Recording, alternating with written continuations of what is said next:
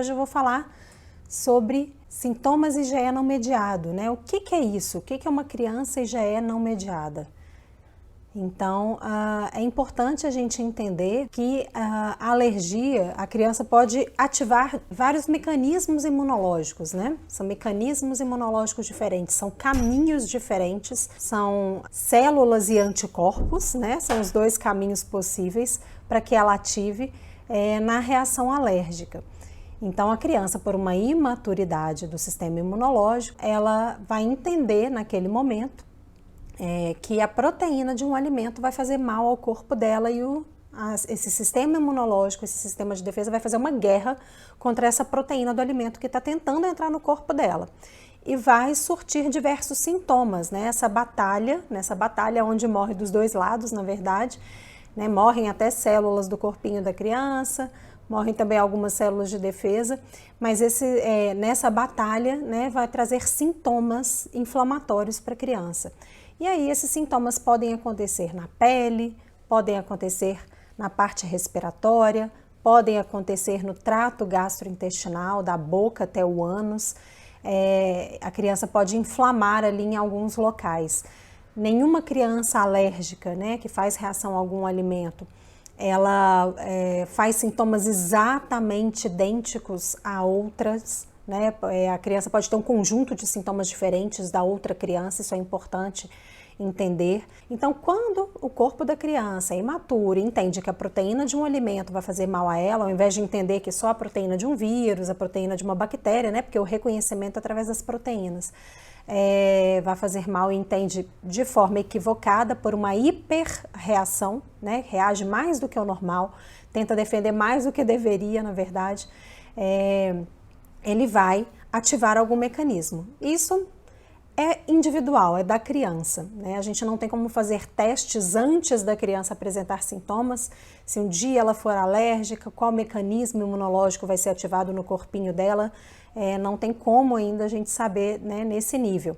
Os sintomas começam, o médico vai ali levantar a possibilidade de ser, né, alergia à proteína do leite de vaca e existem dois mecanismos possíveis e um que mistura um pouquinho dos dois. Então, a gente tem um mecanismo IgE mediado, que é um mecanismo mediado por anticorpos, imunoglobulina E, né, que fica muito claro ali nos exames de IgE específica, onde o médico pode pedir exame de IgE específica no sangue da criança, para ver se a criança produz um anticorpo específico para o alimento ou até mesmo específico para uma proteína daquele alimento. A gente sabe que os alimentos têm diversos tipos de proteína. Algumas são mais alergênicas, outras menos, e dependendo do que a criança apresenta de reação, ela pode apresentar alergia a uma proteína ou outra do mesmo alimento, né? Por exemplo, o leite, as três mais alergênicas são as caseínas, né? Na verdade, a gente tem 5 tipos de caseína, mas se mede IgE para caseína, alfa-lactoalbumina e beta-lactoglobulina, que são proteínas do soro do leite. São as 3 mais medidas e as 3 mais alergênicas. Então, dá para medir, inclusive, a qual proteína a criança produz anticorpo. Ela pode produzir também para as 3 proteínas, né? Pode acontecer. E aí, o outro mecanismo imunológico é o mecanismo celular. São outras células de defesa, né, que estão envolvidas nessa mediação. Acredita-se que linfócitos, eosinófilos, basófilos, neutrófilos estão envolvidas nesses outros mecanismos de defesa, que são reações mais tardias, elas acontecem após 2 horas do contato com o alimento. A criança que é IgE mediada, né, que a reação é por anticorpos IgE, essas reações vão acontecer em até 2 horas, na grande maioria das vezes, ou até em pouquíssimos minutos ou até segundos. Acontece muito rápido ou até no máximo em 2 horas. Quando a criança ativa um mecanismo celular que não aparece nos exames de sangue, nem no prick test, que é o da picadinha ali, né, que o alergista faz no consultório, porque esses exames, gente, só medem a presença de anticorpo. Infelizmente, a gente ainda não tem exames nesse nível para medir a presença dessas outras células que fazem reação na criança.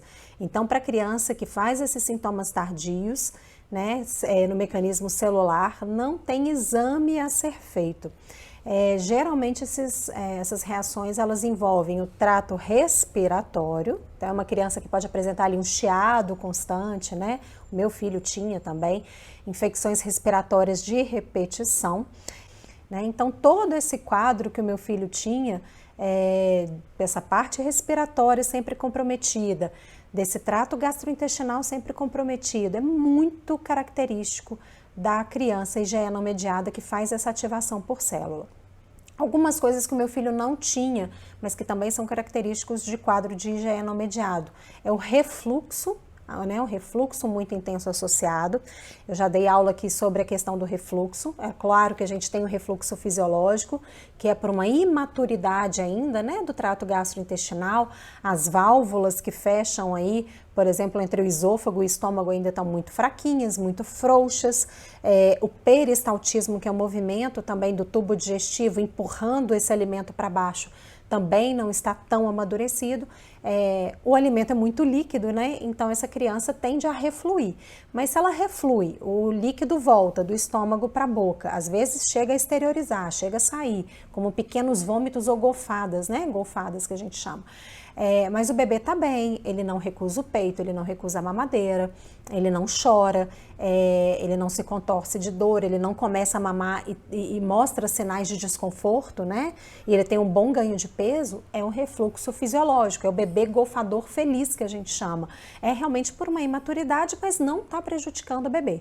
Agora, se a criança faz esse refluxo, às vezes sai, às vezes não sai, a mãe escuta um barulhinho, a mãe percebe, gente, quando tem alguma coisa voltando, o bebê faz como se fosse uma ânsia de vômito até, né?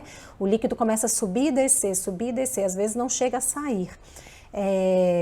Mas aí a criança fica irritada, a criança demonstra dor assim que ela começa a mamar, ela joga o pescocinho para trás, né? Isso é muito característico da criança que sente dor de queimação nessa parte, porque o que acontece, gente? Quando o líquido que está ali no estômago, o leite materno ou a fórmula, ele começa a voltar, ele volta junto com o conteúdo gástrico.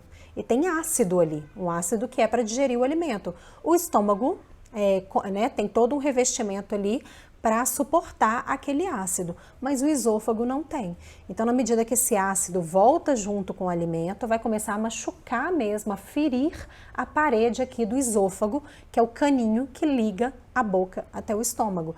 Então, começa a quase que digerir mesmo aquela parede, a inflamar mesmo aquela parede, traz muita dor e muito desconforto.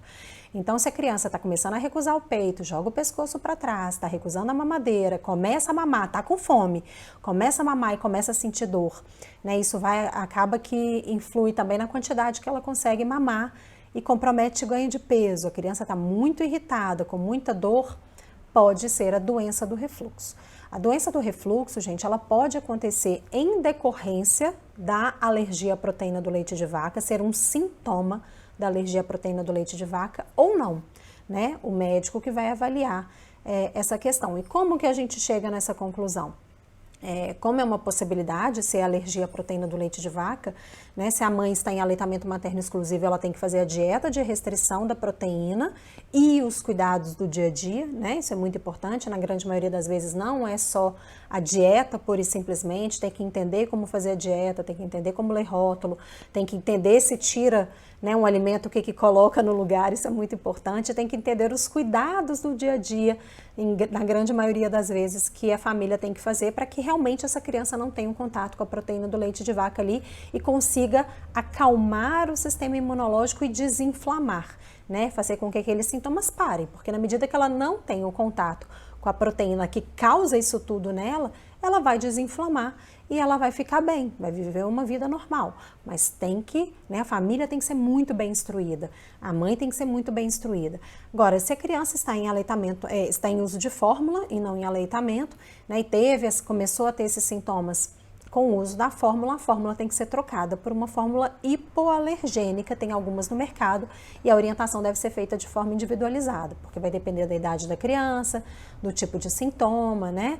Tem algumas fórmulas que são mais indicadas para alguns casos, outras para outros, então aí realmente, né, o médico ou o nutricionista que está acompanhando o caso que tem que avaliar e prescrever o uso da fórmula. Se a criança começou a ter esses sintomas já maiorzinha, na medida que ela começou a ter contato com o alimento, alimentos, aí a criança vai ter que fazer a dieta de restrição, né? A gente vai ter que observar aí o que ela estava tendo contato com a proteína do leite de vaca e retirar aquilo da dieta da criança. Então são os 3 níveis, né, de dieta que a gente teria aí. E o refluxo, ele pode ser sintoma totalmente da alergia, a gente vai saber fazendo a dieta bem feita.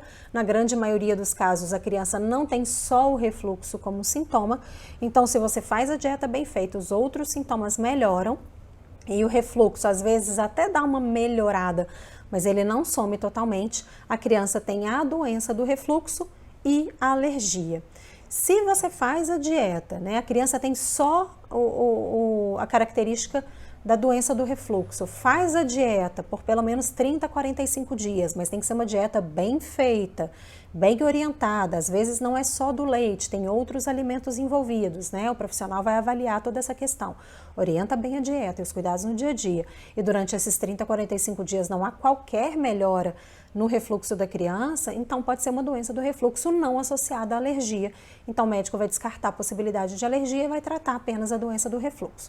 Tá? Eu tenho pacientes que têm as duas coisas, tem a alergia, a gente controla a alergia, os outros sintomas melhoram, mas existe a doença do refluxo que tem que ser feito o tratamento específico para a doença, né, que é medicamentoso, não tem como, até que a criança amadureça e pare de fazer esse refluxo, né, que incomode tanto, que tire a qualidade de vida dela. Isso pode acontecer geralmente até 2 anos de idade.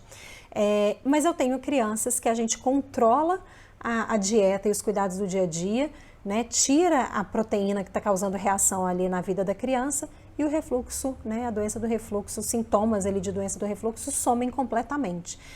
Então vai depender da criança, por isso que eu falei aqui no início dessa nossa live que cada criança, cada alérgico é único, né, é muito individual. Então meu filho tinha sintomas respiratórios e mais intestinais, mas não tinha refluxo. Tem criança que tem refluxo e sintoma respiratório. Tem criança que tem sintoma gastrointestinal e alguns outros sintomas de pele, né, como dermatite atópica também pode acontecer. Tem crianças, gente, que tem, né, dependendo do alimento, ele ativa uma via ou ativa outra. Eu tenho, por exemplo, pacientes dentro do meu programa de acompanhamento online, né, que hoje eu trabalho só com crianças com alergia alimentar. Eu tenho crianças que são IgE mediadas para leite, né, então fazem reação em até 2 horas, com placa vermelha, né, urticária e edema, né, o edema pode aparecer ou não, edema de olho, boca, aqueles inchaços, né, que faz esse tipo de reação para leite, que é do mecanismo IgE mediado, e para soja, por exemplo, faz reação IgE não mediada, com sintoma gastrointestinal mais tardio. Eu tenho crianças que fazem sintomas IgE não mediado para o leite, com sintoma respiratório e gastrointestinal quando tem um contato com leite, mas quando tem um contato com o ovo, faz urticária, faz sintoma IgE mediado. Isso também pode acontecer. Eu tenho crianças que fazem, por exemplo, sintomas IgE não mediado para o leite, sintoma gastrointestinal, mas faz sintoma misto com a presença, por exemplo, do trigo ou do ovo, que faz dermatite atópica, né? Que é o outro mecanismo onde tem a presença de células e pode ter a presença do anticorpo também. E quando podem acontecer esses 2 mecanismos em conjunto, a gente chama de mecanismo misto, a criança geralmente apresenta a dermatite atópica, a asma ligada à alergia, lembrando que nem toda dermatite atópica é ligada à alergia e nem toda asma é ligada à alergia, né? Estima-se, por exemplo, dentro das dermatites atópicas de moderada a grave, que cerca de 35% dos casos tenham um alimento como disparador da dermatite. Lembrar também, né, sempre falo aqui com vocês que a dermatite ela é multifatorial. Então, muitas vezes, tirando o alimento há uma excelente melhora, mas tem que fazer o tratamento da dermatite, hidratando essa pele, que é uma pele muito sensível, que resseca muito fácil, tendo os cuidados no dia a dia e também com excesso de calor, né? Porque às vezes o próprio engatinhar da criança e um correr esquenta tanto o corpo da criança que piora o quadro da dermatite. Então tem que fazer esse tratamento, esse acompanhamento com o alergista também, isso é muito importante.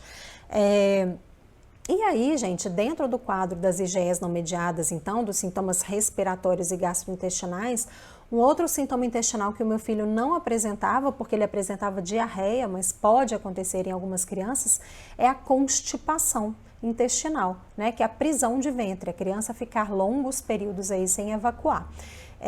Dentro do quadro aí da criança em aleitamento materno exclusivo, a criança pode ficar até uns 4, 5, até estima-se que 6 até 7 dias sem evacuar, que estaria dentro do normal em aleitamento materno exclusivo, tá? Desde que ela não apresente nenhum sintoma clínico de desconforto. Quando ela evacua, a consistência do cocôzinho, né, aquela consistência ali do leite materno mais líquido com os gruminhos, está amarelo, a criança não sente dor, não tem distensão abdominal, aquele excesso de produção de gases, a barriguinha fica dura, né, não chora para evacuar, não sai muco e sangue nas fezes, né, clinicamente a criança está bem, né, não tem nenhum outro sintoma, ela passa mais tempo sem evacuar, mas quando evacua, ela evacua normalmente, consistência normal, o cheiro do cocô está normal, está tudo bem. Só que tem crianças que têm a constipação como sintoma da alergia alimentar, passam aí às vezes esse mesmo período sem evacuar, mas tem muita distensão, muita dor, muito desconforto, choram muito para evacuar. O cocôzinho, né, por ficar muito tempo retido ali, o organismo vai puxando água, o cocô fica duro, né, pode até provocar um fecaloma, que são essas fezes endurecidas que não saem mesmo, então isso tem que ser tratado realmente, né, na grande maioria das vezes também.